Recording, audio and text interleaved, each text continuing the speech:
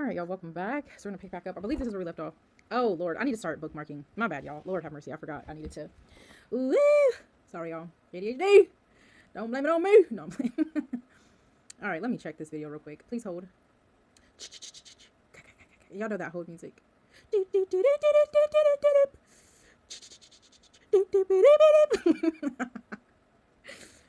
All right. Anyway, let me stop being goofy. Where did we leave off? Let me see. Crazy. So crazy. I'm still here today. You know, one thing about having ADHD, we have a tune for everything. Because you see, what you have to understand, you neurotypicals, is that for us to actually quite literally exist, like for us to survive, yeah, we need music. Music is medicine. It's like oil in your car and your engine. If we don't have music after so long, we will lock up. And like our bodies will shut down and we quite literally probably die, which is really unfortunate. You know, so y'all know already that I happen to be a little bit delusional with regard to the belief that I can sing. So you're just going to have to get over it. Because I think it's part of my duty to bless the world with my vocals. You see? So, yeah, every now and again, I'm going to bless y'all with a little doo-doo. I want to love you, baby. Y'all, I'm sorry. Let me stop. All right, I think this is where we left off. I can't. The end of that video is showing something we've already read. Because I remember going over this. Where is it trying to? Yeah, we read all this, y'all. Right? Correct me if I'm wrong. Anyway, all right, let's pick up. Before the first African Americans. Okay, although y'all forgive me because I feel like this, how he's going to frame this, and shout out to Mr. Harriet and all the contributors to this wonderful work, important work, valuable work, not easy work, needed work. But I fear, even though I haven't finished it, that it might kind of be incomplete work. And that's okay, because as believers, we know that we all know in part and learn in part, right? Nobody got the full truth of nothing, you know, but I think the parts that are surfacing now with regard to who we are holistically as a people, you know, stand to be integrated into at least new work that's finna hopefully arise as a result of our people picking up the plow. Listen, the harvest is plenty, the workers are few. All right, it's our duty, okay, as Miss Walker would say, to collect our geniuses in the memory of our geniuses again and again, bone by bone. We can't sit this one out, y'all. And I hope that people, at least those following my channel on the YouTubes, understand that we are in an awakening right now. This is a whole new day. Can't you feel a brand new day? Can't you feel a brand new day? Everybody wake up. Okay? We got work to do. Should we go back to the carburisms? A Negro can. All right, and should. But you gotta want to.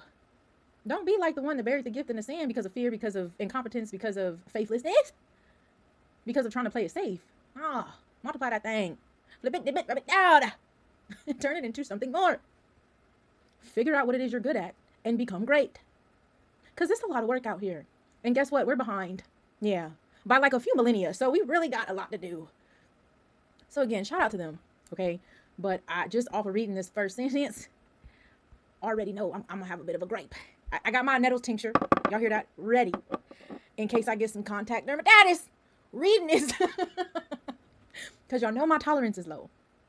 Okay. When we don't center things properly, when we don't holistically situate and make the right connections, it gets to be a lot for me. So yeah, I gotta have some medicine nearby to counteract that allergic reaction. Because what I'm kind of sensing is, in a lot of works do this, right? They separate.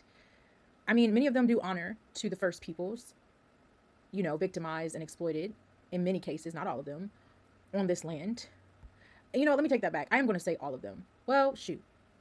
God, there's so much nuance and caveat to it all, because it's like, to some degree, some of these native tribes would be in agreement with and make the decision, right? Accountability has to be what it is, and decide to participate and to support these violent conquestors. Is that a word? It is now. Okay? So we can't turn a blind eye to that, right? And the history amongst the natives is so intricate, especially with regard to complexion, race, what we would later call race.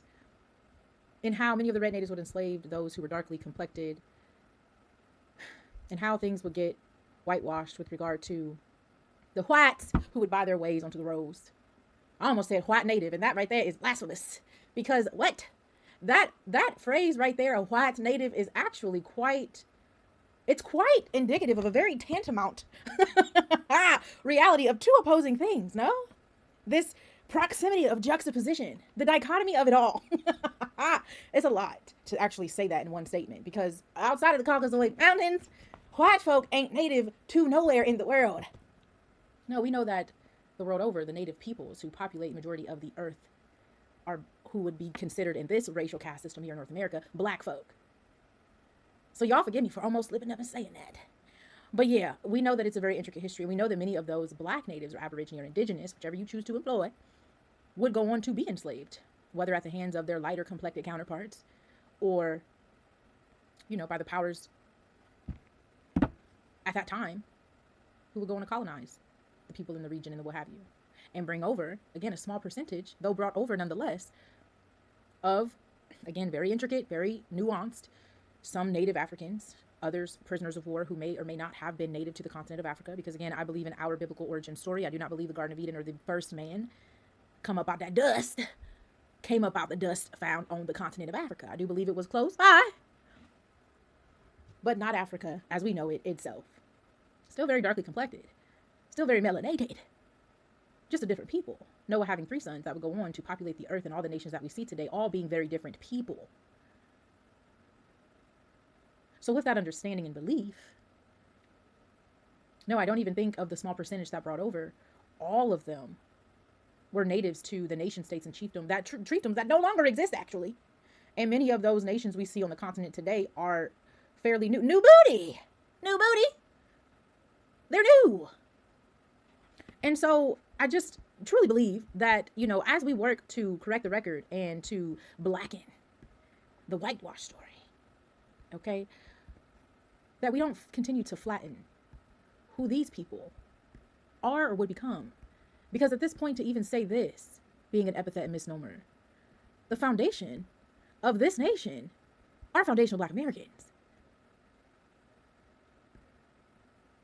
Being neither solely of African origin or descent, again, for many nation states and chiefdoms that no longer exist,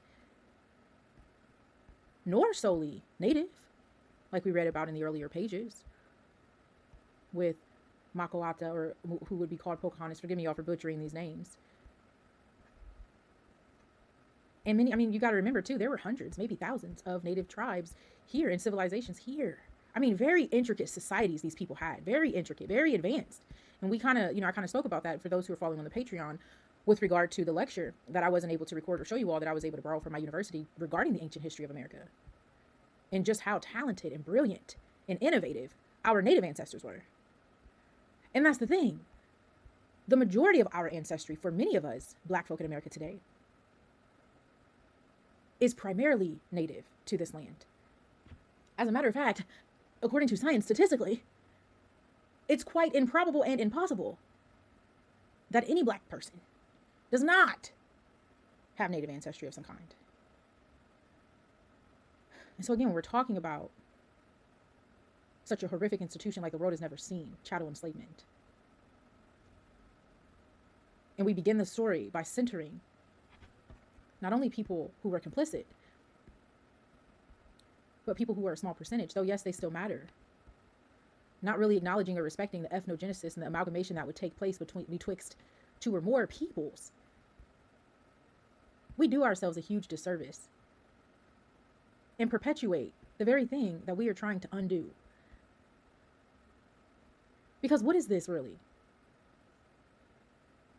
Yes, we know that obviously the people brought over across through the Middle Passage and transatlantic, what have you, were different, were dark people, right? But again, not all of them were native to Africa, though they were sojourning through or found their way there in other systems of enslavement or servitude or serfdom. Right?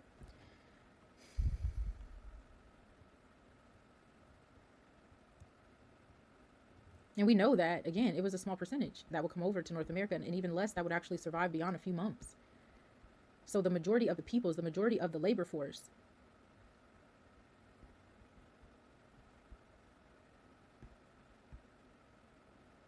weren't continental Africans at that time. And that's just mathematics. So where the rest of them people come from? And they weren't all mulattoes. They weren't all the result of being, unfortunately, actually assaulted. So where did the majority of the people come from?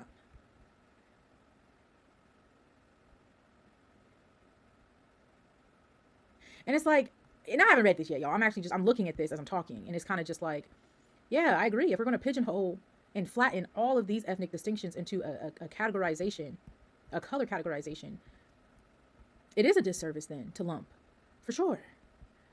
But then you can't turn around and do that with reference to more modern times and peoples who've undergone an ethnogenesis, who have become a different ethnic group. Even by this time, especially by this time of the founding of this country. So the work seems to me to have some holes and to be a bit disjointed. And I'm not an author. I'm not a writer. I'm not a historian. I'm not a scholar. I ain't nothing without my Lord and Savior. Okay? But even with that being said, I am somebody, damn it. I'm the future, a part of it. And I exist. And so I have a right to my opinions, my beliefs, my perspectives, and what have you. And this is my channel, so I'm going to say what I want to say. And you're welcome to go on respectfully. But I said all that to say I don't have the answers, Sway. But I've got a lot of questions. And so it's just like, I'm not sitting here trying to condemn or judge this man's work because, again, it's important work, valuable work, needed work. All right? But incomplete work. So it behooves us, people in my generation, within the work that we're called to do, to pick up the pieces and put them in their right place. It's like a big old puzzle that tons of people are trying to solve and complete. And every generation is given their own pile of pieces. And so kudos and much respect to Mr. Harriet and again and the contributors, because they took their piece and did right with that, in my opinion. And now with this puzzle piece, we've got context clues. We've got more information to help us in our discovery of the pieces that we got to plug into the puzzle so that we can eventually get the full right picture. Exactly.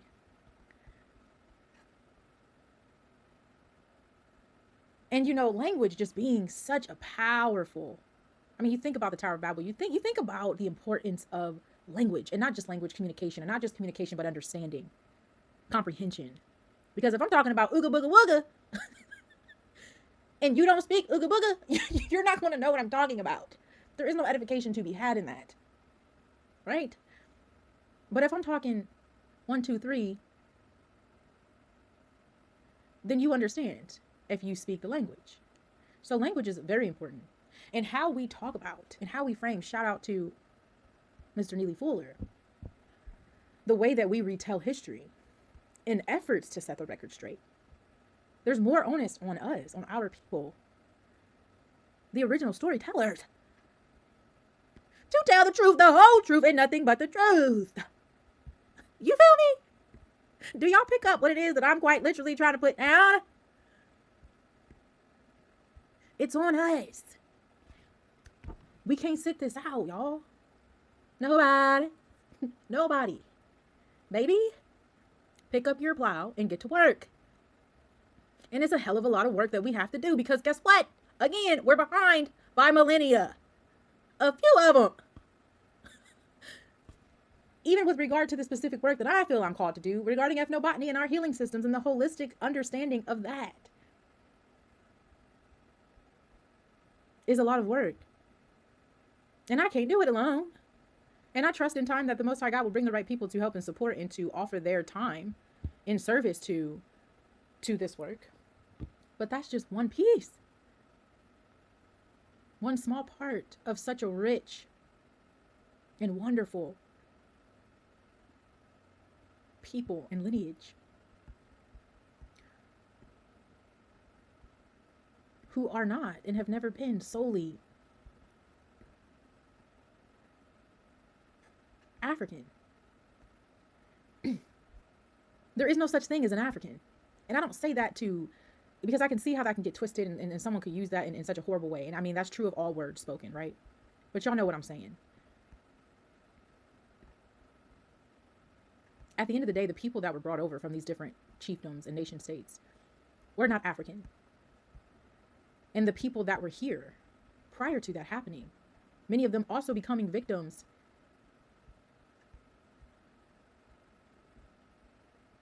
to the system of enslavement and exploitation and terror. We're not Indian.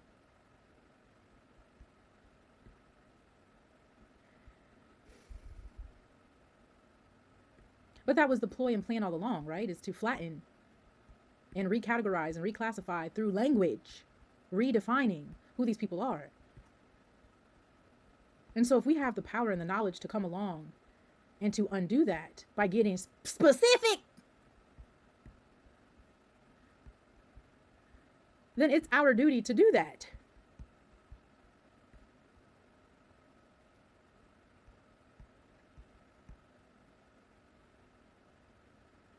Because when we're really talking about the first peoples that would lay the foundation and actually build and be the labor force to what would become of this country, we're talking about foundational Black Americans. Not the people who have over and over again, till this day, been compensated and rewarded. Continental Africans and North American Indians, many of them, for their participation and complicity in something so horrific the world has never seen it before. And these people, let me tell you, were meticulous in record keeping, in etching their crimes and their sins into stone, in making distinction between the hues of people.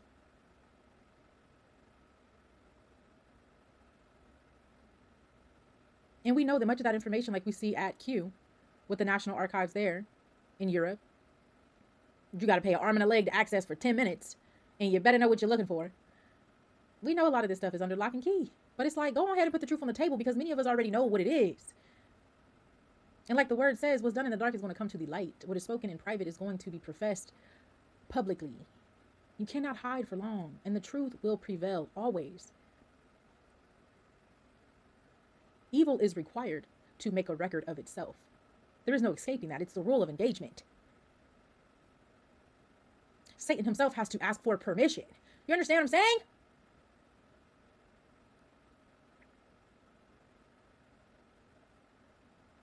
So at the end of the day, like, it's all going to come out. And it would behoove us, as the very people subject to the bullcrap, to do our best in being honest. And it's a hard thing to do. It's not easy, especially when you're putting together a written work. So I understand that. But I don't think it would have taken much to acknowledge that what he's already kind of expressed, and kudos to him,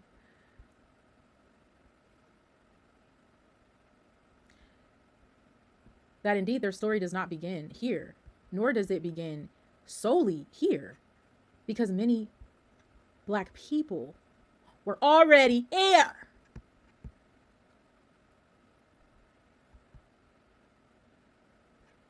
Like, imagine you're filming a movie, right? And in media res, right, in the middle of the action, camera, full frame, is set on America, North America in particular. And then all of a sudden, time goes by, and the frame is expeditiously moved, adjusted to the continent of Africa. And then they're like, action. This is where the movie starts, despite what they've already filmed. Despite where it's actually begun. Nah, this is one part, a very small percentage of our story. Again, the people who would be the foundation, denoting first, of this nation.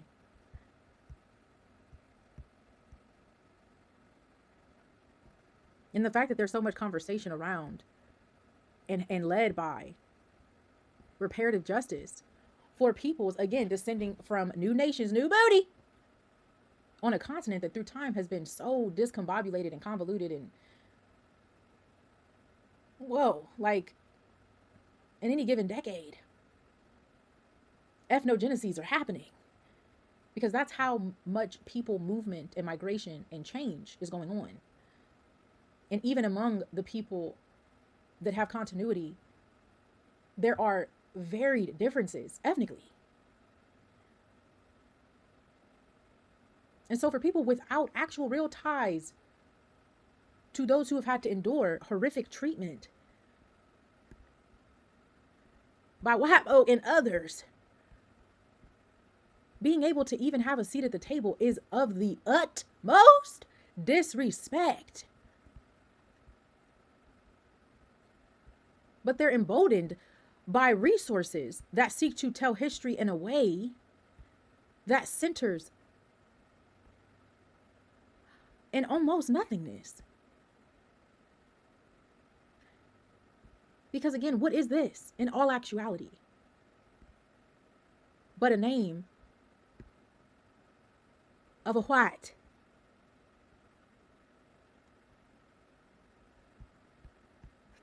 And why are we being coerced and forced and shamed into taking so much pride in an identity that isn't?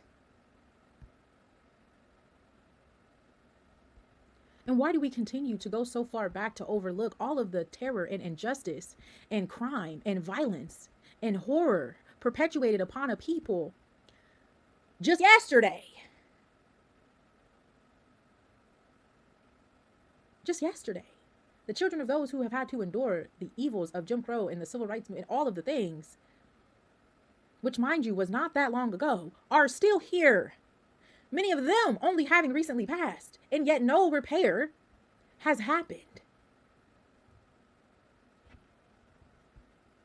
But best believe it has for the Japanese and the Jewish and the Chinese and the red Native Americans and so many others who, again, not to compare suffering or atrocity, but have not endured a fraction of what our people have had to, and in different morphed forms continue to be subject to. Because slavery never went away. The new Jim Crow, check it out. It is only shape-shifted. Racism has not went away. Violence has not gone away. Structural institutional violence has not gone away. Disproportionate realities have not gone away. And in many ways, they have been worsened and exacerbated and perpetuated by people who take pride in and who identify with an identity that isn't.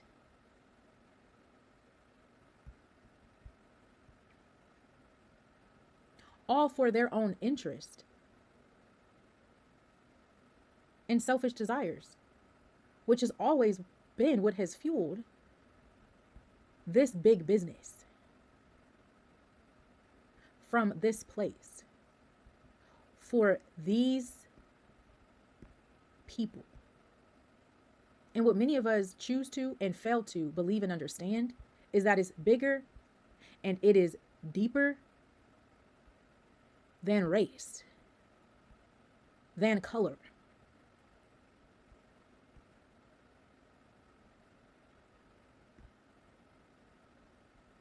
Even than this. Because I agree, there have been many variations of human bondage throughout time. But there has been nothing. Oh, there has been nothing like what we would see happen in North America. In the Americas. And so you really got to ask yourself the question. I mean, you ain't got to do nothing. But I'm just saying, you'd really want to ask yourself the question of like, well, why is that? Why? You know?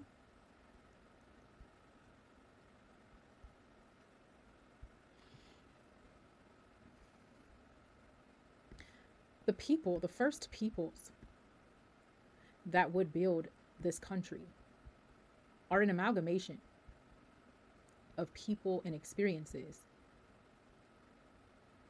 that amount to a greater percentage beyond those brought over from the continent. And it's okay to understand, embrace, and accept that truth. But a part of doing that requires us to be responsible in how we now distinguish and define and situate ourselves, our significance, our history with regard to the story of this nation.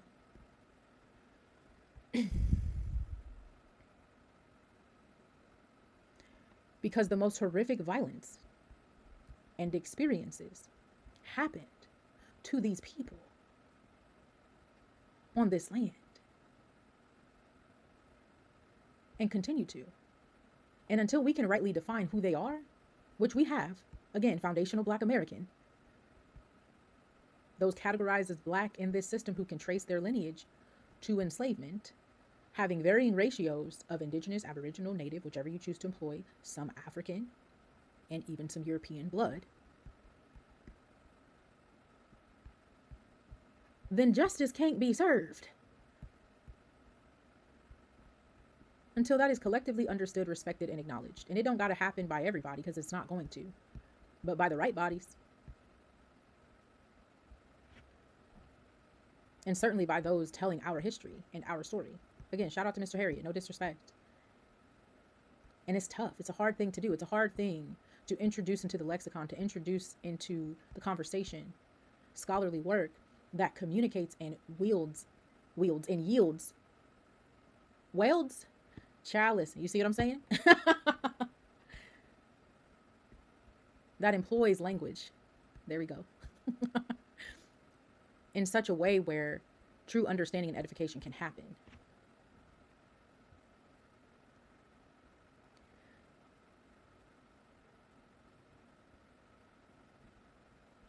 And I love this, you know. It's much easier to refer to America's unique, and it was very unique, institution as slavery, just flattening that again, than it is to call it the perpetual race-based constitutional human trafficking enterprise that legally reduces human beings to chattel through the means of violence or the threat thereof. And there's so much to be said even in a word, because in this word to traffic or trafficking as we know it implies some sort of commercial, some sort of business being done, much like trading.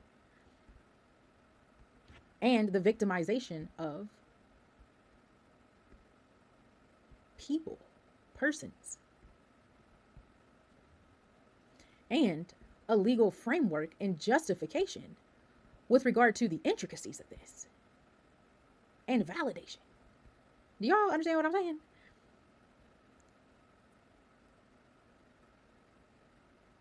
And the slick thing about it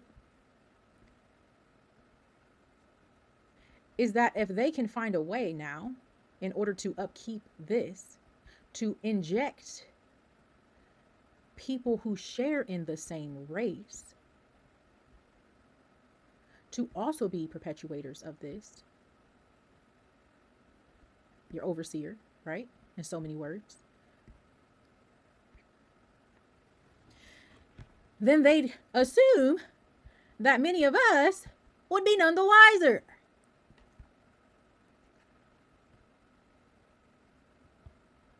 And that ain't the case, because we know what it is.